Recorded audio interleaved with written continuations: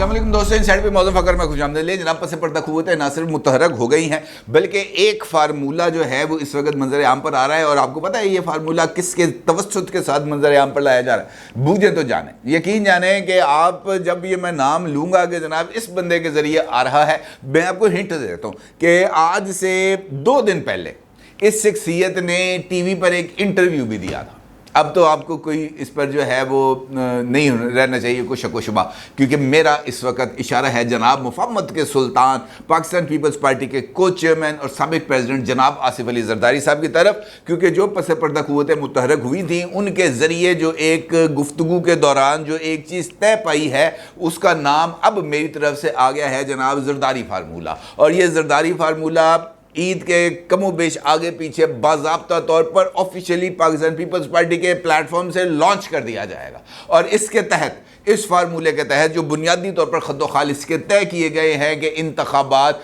पूरे मुल्क में चारों सूबाई असम्बलियों के और कौमी असम्बली के एक ही दिन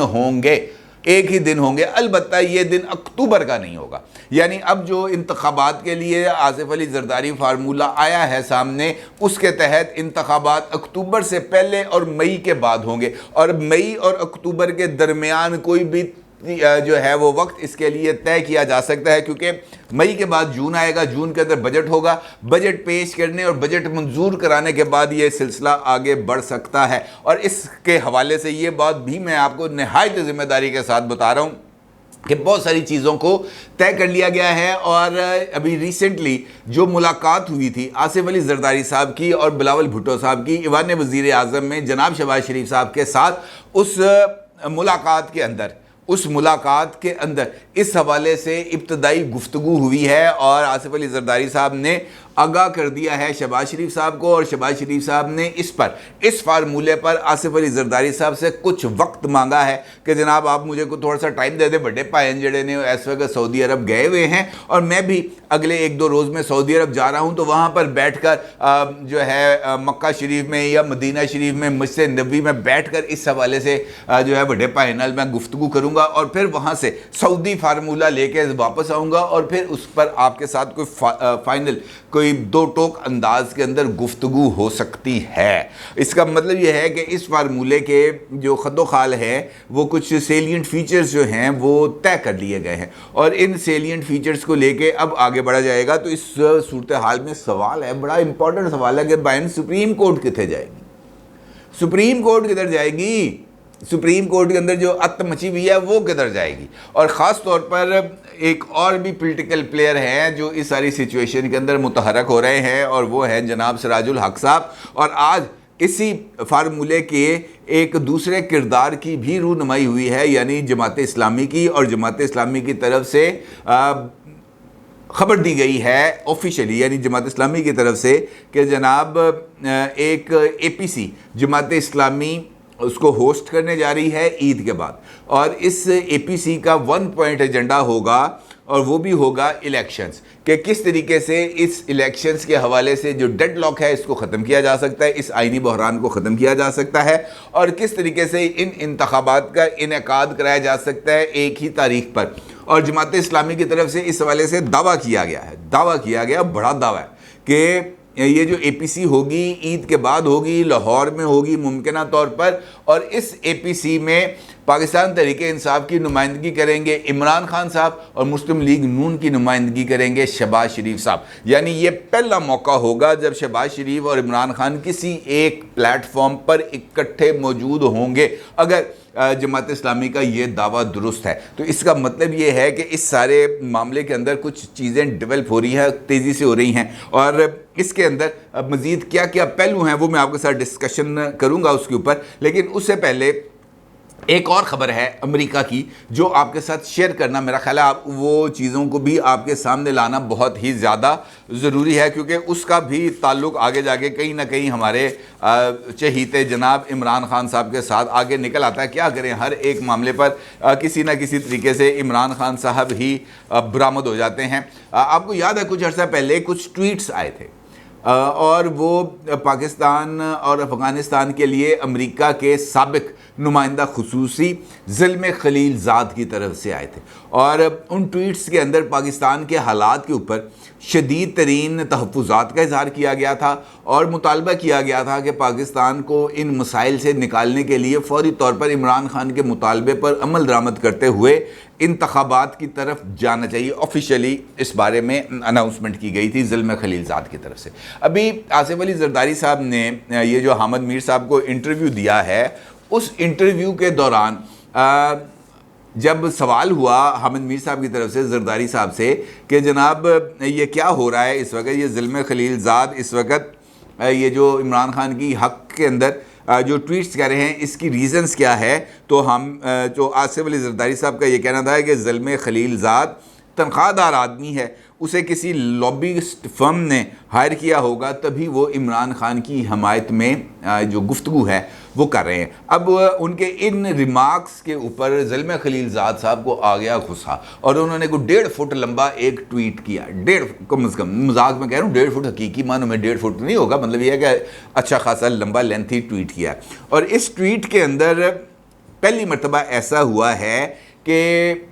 امریکہ کے کسی سفارتی شخصیت کی طرف سے تمام سفارتی آداب کو پس پشت ڈالتے ہوئے بالکل ایسے ہی رد عمل کا اظہار کیا گیا ہے جیسے عمران خان آصف علی زرداری کے بارے میں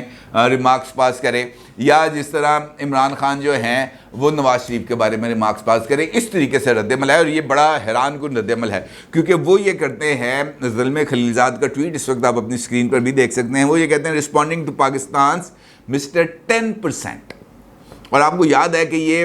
زرداری صاحب کے لیے مسٹر 10% ماضی میں اس وقت استعمال ہوتا تھا جب پیپلز پارٹی اور نون لیگ کے درمیان بڑی شدید مخاصمت ہوتی تھی، اور پہلی مرتبہ یہ جو مسٹر 10% کی اصطلاح ہے یہ آصف علی زرداری صاحب کے خلاف استعمال ہوئی تھی، اور یہ کہا جاتا تھا کہ جتنے بھی بڑے پاکستان کے اندر ٹھیکے لیے گئے ہیں اس میں 10% حصہ آصف علی زرداری صاحب کا ہے، لیکن اس وقت سے لے کر اب تک یہ 10% والا مسٹر 10% والا جو ٹیگ ہے وہ آصف زرداری صاحب کے ساتھ ایسے جا کے چمٹا ہے کہ اس سے ہٹ نہیں سکا، although آج تک آصف علی زرداری صاحب کے خلاف کوئی ایک الزام کسی کورٹ آف لاء کے اندر ثابت نہیں ہو سکا، اور آصف علی زرداری صاحب نے نہ کردہ گناہوں کی مجھے لگتا ہے کہ بہت بڑی سزا بھی بھگتی ہے، اور اب امریکی زلم خلیل زاد بھی آصف علی زرداری صاحب کو اگر 10% کہے تو اس کا مطلب یہ ہے کہ وہ نیریٹو جو عمران خان کے امریکہ میں موجود لابنگ کمپنیز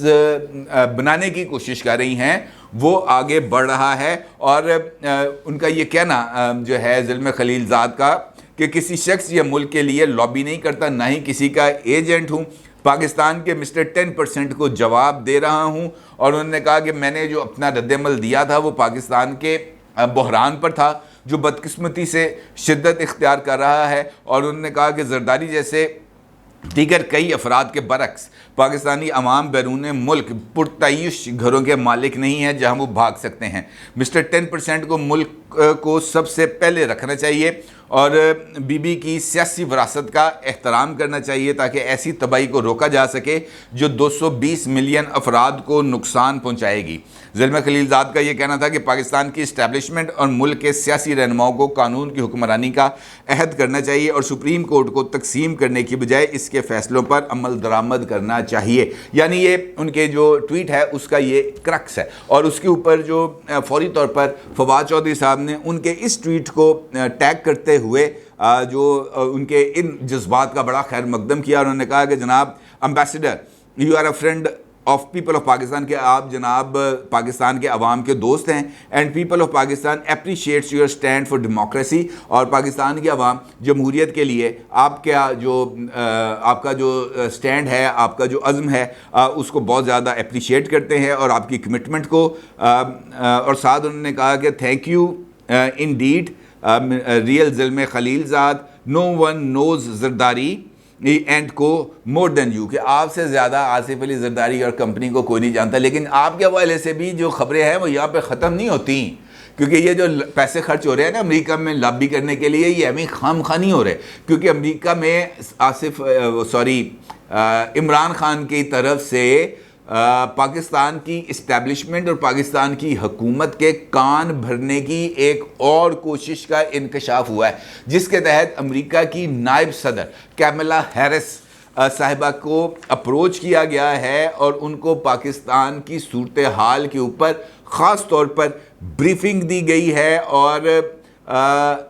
اس بریفنگ کا امریکہ میں سرکاری سطح پر اعتراف کیا گیا ہے، جبکہ اس بات کی وہ جو ہے تصدیق نہیں کی گئی کہ اس بات چیت کے اندر، یعنی جو رابطہ کیا گیا ہے کیملا ہیرس صاحبہ کے ساتھ، اس کے اندر کوئی تفصیلات کس طرح کا ڈاکومنٹڈ ایویڈنس پیش کیا گیا ہے۔ البتہ ڈان اخبار نے اس حوالے سے ایک رپورٹ شائع کی ہے جس میں کانگریس کے لیے Democrat candidate doctor Asif Mahmood, جو کیلیفورنیا کے قانون سازوں کا وفد پاکستان لے کر آئے تھے اور ان کی عمران خان صاحب سے یہاں پر ملاقات بھی ہوئی تھی، وہ عمران خان اور امریکی اس وقت جو اقتدار میں ہے جو بائیڈن سرکار، ان دونوں کے درمیان بہت زیادہ فٹ ہیں ڈاکٹر آصف، اور ڈاکٹر آصف محمود نے ٹویٹر کے اوپر امریکی نائب صدر سے کیلیفورنیا میں ہونے والی ملاقات کا اعتراف بھی کیا ہے، اور اس بارے میں تصدیق بھی کی ہے کہ ان کی بات چیت پاکستان میں سیاسی بحران کے حوالے سے ہوئی ہے۔ اس کا مطلب یہ ہے کہ پاکستان کی سیاست کے اندر اس وقت امریکہ کو مداخلت کی دعوت کون دے رہا ہے؟ یہ وہی دے رہے ہیں جو سب سے پہلے امریکی مداخلت کے خلاف جھنڈا اٹھا کے سامنے آئے تھے، سائفر کی، جنہوں نے رٹ لگائی تھی، جنہوں نے امریکہ کو پاکستان کی تمام سیاستدانوں کا ابا جی قرار دے دیا تھا، اور اب خود امریکہ کو ابا جی نہ صرف مان رہے ہیں بلکہ انکل سیم کے اس وقت بوٹ اس قدر مہارت کے ساتھ پالش کیے جا رہے ہیں جس کی انتہا نہیں۔ اور انہوں نے اس بارے میں باضابطہ طور پر ڈان کی رپورٹ میں اس بارے میں اعتراف کیا ہے، بلکہ ڈان کی رپورٹ میں یہ بات بتائی گئی ہے کہ عمران خان نے ایک مہینے میں امریکہ کے 4 قانون سازوں کے ساتھ بات چیت کی ہے اور ان پر زور دیا ہے کہ وہ پاکستان کے اندر جو انتخابات ہیں اس کو کرانے کے لیے اپنا اثر و رسوخ استعمال کریں۔ یہ ہے جناب بھائی کی اصل حقیقت۔ اوقات کہنے لگا تھا لیکن میں نے حقیقت کہہ دیا تاکہ ذرا چلے کو تھوڑا بہت رہ جائے، لیکن جو کہانی ہے وہ یہاں پر ختم نہیں ہو رہی، کیونکہ اس کے باوجود بھی یہ جو بھائی ہے اس نے اپنے آپ کو اسٹیٹسمین شو کرنے کے لیے ہر ایک ایکسٹینٹ پہ جانا ہے، حالانکہ اسٹیٹسمین ہے کوئی نہیں، اور کبھی اسٹیبلشمنٹ کے پیروں میں گرتے ہیں، کبھی ججوں کو جو ہے اعلی کار بناتے ہیں، کبھی امریکہ کو استعمال کرنے کی کوشش کرتے ہیں۔ انتخابات اگر ان کو چاہیے تو آخر کار ان کو پاکستان میں ہی موجود پولیٹیکل قوتوں کے ساتھ بیٹھنا پڑے گا، یہ بات طے ہے، چاہے وہ آصف علی زرداری کی دعوت پہ بیٹھے، چاہے وہ سراج الحق کی دعوت پہ بیٹھے، یا خود انیشیٹ کر کے بیٹھ جائیں۔ ہر 2 صورتوں میں عمران خان کو پاکستان کی سیاسی قوتوں کے ساتھ بیٹھنا پڑے گا، ایک مرتبہ ان کو شہباز شریف کے ساتھ فوٹو اتروانی پڑے گی، اس کے علاوہ چارہ کوئی نہیں ہے، چاہے آپ جو مرضی کر لیں، ایک مرتبہ ان کو بیٹھنا پڑنا ہے، اور اس کے لیے ان کو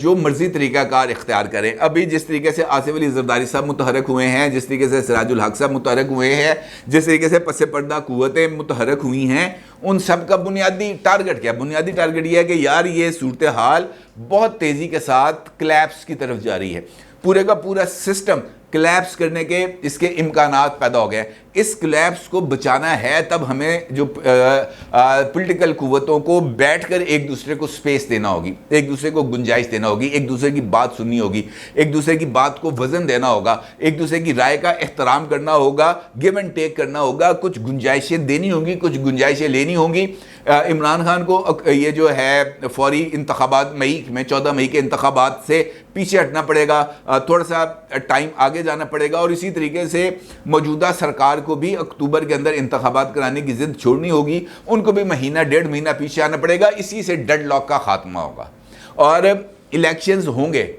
یہ بات طے ہے۔ لیکن اس سے پہلے یہ انا کی جو لڑائی ہے اس کا خاتمہ ضروری ہے، اور دیکھنا یہ ہے کہ یہ جو آئیں گے، یہ جو لوگ جو اس وقت متحرک ہوئے ہیں اور